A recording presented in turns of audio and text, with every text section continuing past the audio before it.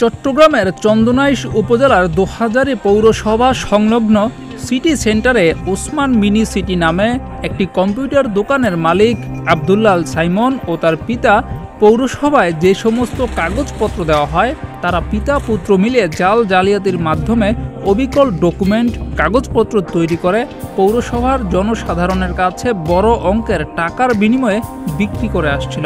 মঙ্গলবার গোপন সূত্রে খবর পেয়ে চন্দনাইশ উপজেলা সহকারী কমিশনার ও নির্বাহী ম্যাজিস্ট্রেট, দোহাজারী পৌরসভার প্রশাসক ডিপ্লোমেসি চাকমা দুপুর 12:30টার সময় পৌরসভা সংলগ্ন ওই দোকানে অভিযান চালিয়ে জালিয়াতির বিভিন্ন ডকুমেন্ট, কাগজপত্র এবং কম্পিউটার জব্দ করেন।